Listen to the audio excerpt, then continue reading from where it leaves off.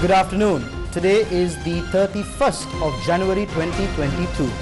Welcome to Lunchtime News here on TV1 for the Newsfirst team. I'm Sanitha Senanayaka. Before we take a look at the stories for this afternoon in detail, let's take a look at the headlines. Third generator at Norachole power plant back online. Railway station masters to launch strike action once again. Mobile vaccination program to administer the booster shot commences. Investigation underway into a racket suspected of mixing octane 92 and octane 95.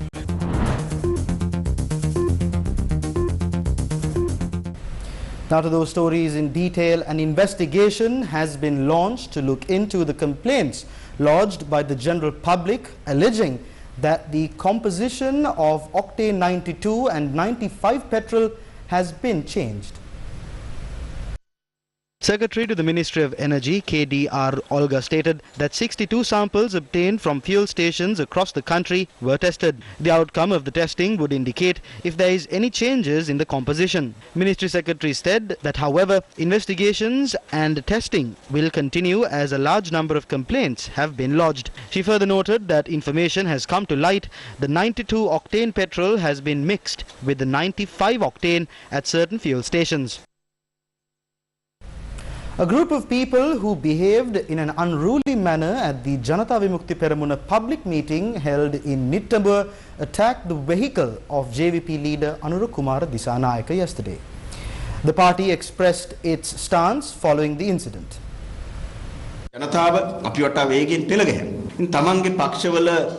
People are rallying around us. People from other parties are joining our alliance as well. Some of the politicians are vexed because of that.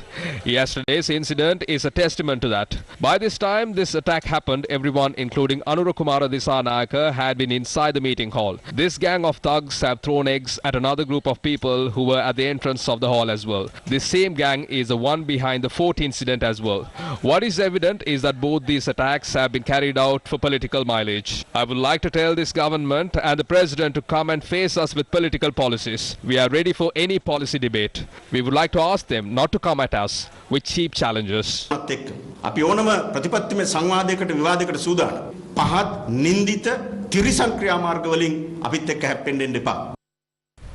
Still in local news, farmers point out that the amount of harvest reaped during the Maha cultivation season is low compared to previous seasons. Harvests of the Ampara, Lahugala, Potuil and Sengamo areas are in the process of being reaped at present. Farmers say the harvest had reduced drastically. Meanwhile, farmers of Rajanganaya, Anuradhapura claim that paddy seeds of the fields belonging to the Yaya 18 Saraketa Farmers Organization have not grown yet. Farmers say that they have even used liquid organic fertilizer on their fields. Farming community of Kaduruvava Vandubara in Gaul say that they have applied the liquid organic fertilizer issued to them by the government. Farmers say that despite using the fertilizer given by the government, weeds have grown in close to 15 acres of paddy field. Meanwhile, the Satyagraha campaign organized by the farmers of Valsapugala is continuing for the 42nd day today. Farmers demand a solution to the wild elephant encroachments on their crops. Farmers also demand the gazetted Hambantota Wild Elephant Management Reserve be enacted. Samagi Jana Balavegaya MP Dilip Vedarachi visited the site of the protest today. A party meeting was organized by the Samagi Jana Balavegaya in Makandura yesterday. The meeting was held focusing to rally the country for a government that secures the lives of the people. Every aspect of social, political, cultural sections have seen a downfall in the country. New problems have emerged. Everyone has been shrunk due to issues. There should be a national policy that finds short, mid and long-term solutions for these issues. There should be a group that works towards the benefit of the people without involving in corruption. Future is a translatable era. Even such time the request from the people is to continue their basic lifestyle, reduce the price of goods and an agricultural revolution. We will fulfill that requirement. It is an issue to the country when the people are always dependent on concessions. A method should be established for the people without expecting help. That is the responsibility of a government. Reduce the population that depends on concessions. No matter what you do, you cannot rebuild this country unless you eradicate corruption and misuse. Following the meeting, the group marched to the Makandura town and engaged in a protest.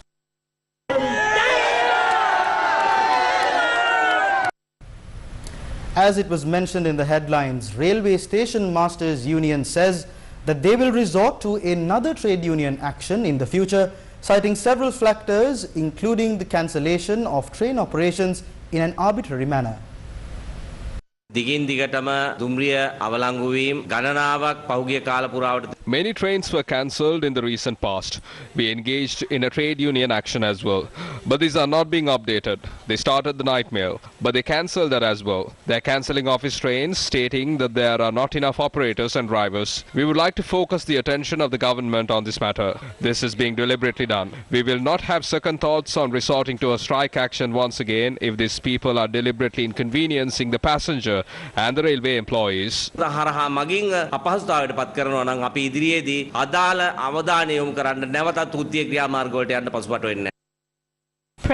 of the Railway Station Masters Union, Sumedha Somaratna, said 7 office trains on the main line and 4 office trains on the coastal line have been cancelled as well. Passengers were severely inconvenienced by the cancellation of the train, which was planned to leave the Kurunegala railway station this morning.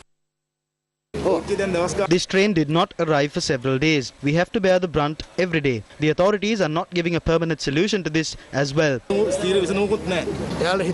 Trains are operated according to their whims and fancies. No one has proper authority over these operations. All these passengers are severely impacted because the 6:20 train did not reach the station.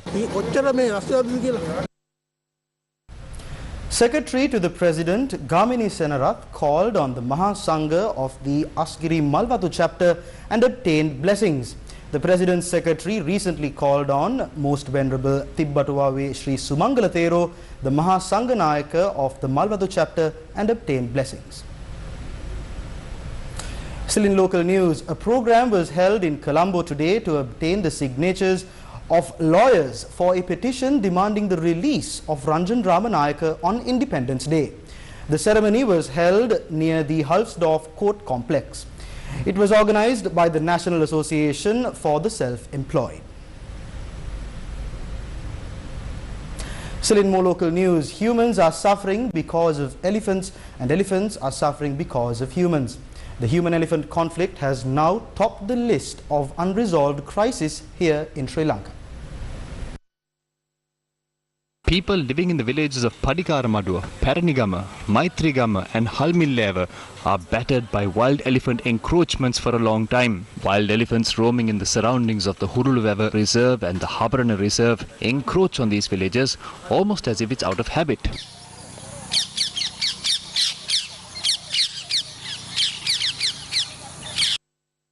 As a result, the elephants lay waste to the cultivation of corn, coconut, banana, mango and other crops in the area. The villagers are now stuck in a battle between life and death. The villagers decided to take this matter to the All Ceylon Agrarian Federation. The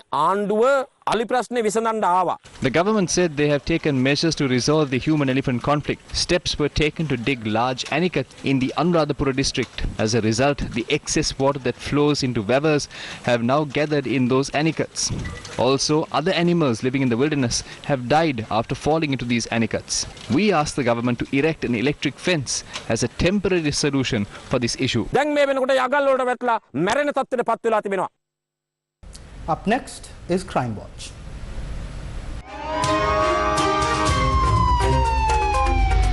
Crime Watch. A body of a male was found at a canal in Royal Park, Rajagiriya. The identity of the deceased is yet to be ascertained. The police has launched investigations to determine the cause of the death. Crime Watch. A 65-year-old woman in Rabavatta, Gokarella has been stabbed to death. Police stated that the son of the deceased is a suspect in the murder. The deceased is a mother of 3.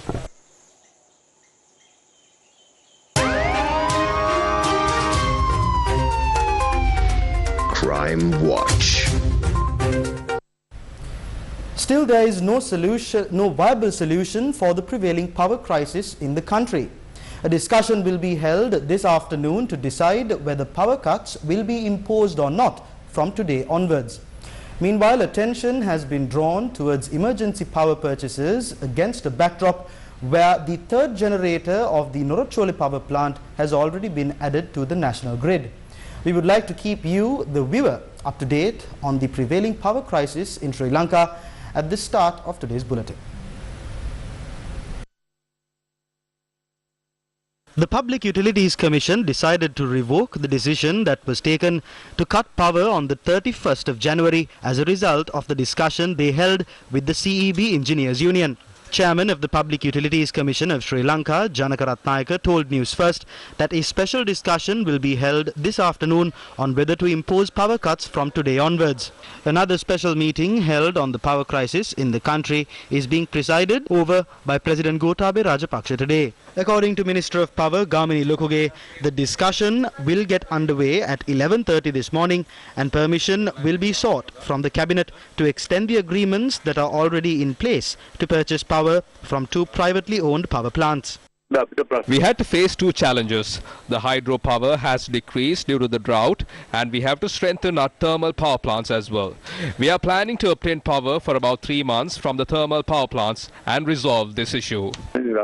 However, the chairman of the Public Utilities Commission, joining live on Sirasa Morning News today, said that there is no requirement of purchasing fuel from private power plants. I do not think there is such need. There is a methodology to make private purchases. That is not something that you can do in a day or 2. But my idea is that there is no requirement at present to purchase power. Meanwhile, the Ceylon Electricity Board says that the third generator of the Norachole Lakvijay power plant has been added to the main grid. As a result, 160 megawatts of power has been added to the national grid. When Newsfirst spoke to the media spokesperson of the CEB, Andrew Navamani, he said that a total of 270 megawatts of power will be added to the national grid today. When the third generator at the Lakvijay power plant broke down on the 3rd of December last year, 300 megawatts of power had to be added to the national grid via the Kalinithissa diesel power plant. Amidst all these developments, this is the fate that has befallen the consumer of the country.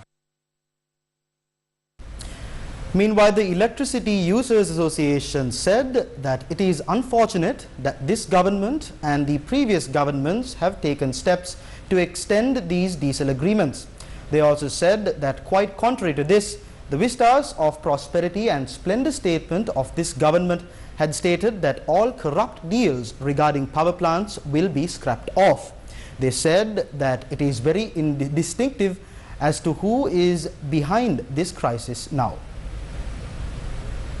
By showing the crisis, the Ministry of Electricity are trying to make urgent purchases. It has been reported in newspapers today there have been instances that a unit of electricity was purchased for 84 rupees and 50 cents. All corrupt activities take place during urgent purchases. Who is pushing it to this situation? Just for lies, they say that the cabinet of ministers are fighting with each other. This is drama.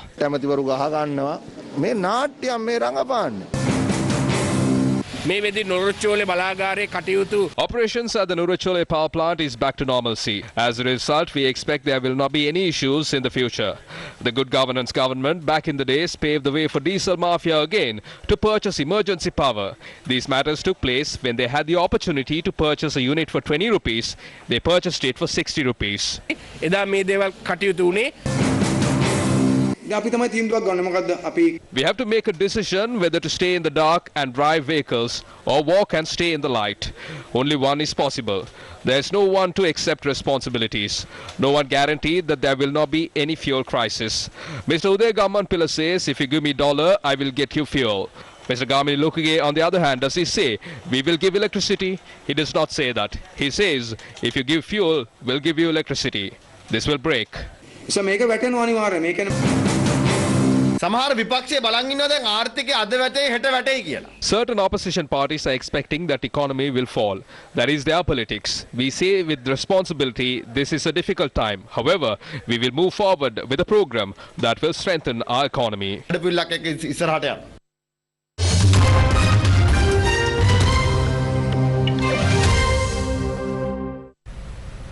In international news, the head of the North Atlantic Treaty Organization has said Europe needs to diversify its energy supplies. The statement comes as the United Kingdom warned it was highly likely that Russia, the continent's biggest natural gas supplier, was looking to invade Ukraine. The European Union depends on Russia for about a third of its gas supplies, and any interruption would exacerbate an existing energy crisis caused by a shortage. NATO Secretary General yesterday said, quote, "We are concerned about the energy situation in Europe because it demonstrates the vulnerability of being too dependent on one supplier of natural gas, and that's the reason why NATO allies agree that we need to work and focus on diversification of supplies." Unquote. Tensions have risen as Russia has amassed around 120,000 soldiers on the Ukrainian border and demanded the Western Defense Alliance to pull back troops and weapons from Eastern Europe and bar Ukraine, a former Soviet state, from ever joining NATO.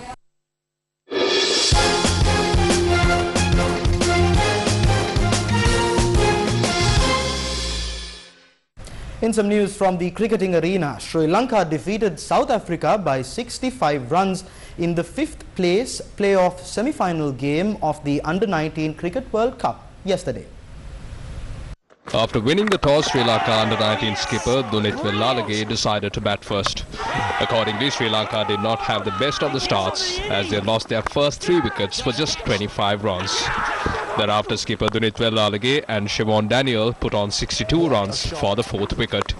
After the dismissal of Daniel for 29 runs, Wellalage and Ranudha Somaratne put on a magnificent 140 runs partnership for the 5th wicket. Dunit Wellalage continued with his prime form in the tournament with a captain's knock, 113 runs of 130 deliveries with 9 fours and 4 sixers. It's a most wonderfully compiled 100. It's taken him a while to get to 3 figures, but a stunning knock from the Sri Lankan captain. Ranudha Somaratne scored 57 runs. Accordingly, Sri Lanka scored 232 runs for the loss of 6 wickets in their allotted 50 overs. 6 in the first over. Chasing a target of 233 runs, South Africa lost wickets at regular intervals as they were bundled out for 167 runs in 37.3 overs. Gerhardus Maris top scored with 44 runs for the Proteas. For Sri Lanka, Siobhan Daniel, Ravin De Silva and Praveen Matthew took 2 wickets each.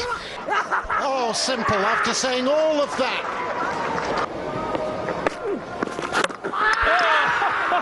What an absolute scene! Dunit Wellalage was adjudged player of the match. Sri Lanka will take on the winner of the game between Pakistan and Bangladesh to fight for the 5th position of the tournament on the 3rd of February. He's going to send it upstairs, but he doesn't need to. Rapid hands. They'll want to have a... Confirmation. Celebrations can start, smiles all round from the Sri Lankan team, and well they might. Taking a look at a local news that has made headlines this afternoon. For the first time in several months, the daily tally of COVID-19 cases surpassed 1,000. Health officials said the majority of the deceased were unvaccinated and urged the general public to administer the vaccine as soon as possible. Health sector further noted that an island-wide program to vaccinate those who are yet to obtain the respective doses of the COVID-19 vaccines is also underway. Accordingly, mobile vaccine centers have been deployed at state sector organizations, private sector organizations, railway stations, bus stands and areas where people are frequently seen visiting. Meanwhile, Ministry of Health noted that health guidelines issued to control the spread of COVID-19 have been extended until the 28th of next month. Has there been an increase in the number of children being admitted to hospitals? There is a possibility where children could contract the virus from asymptomatic patients. There has been an increase in children being admitted to hospitals because parents do not want to take a risk after their children have contracted the virus. However, scientific research reveals that children don't often show severe symptoms after being contracted with the virus. Regardless of this, there has been no change in the percentage of kids contracting the virus. How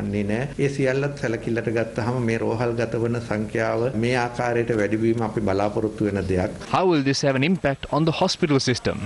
At a certain point, the number of COVID-19 patients surpassed 5,000. We managed to get that under control. The current situation is a manageable one. We must maintain the current level in the future as well.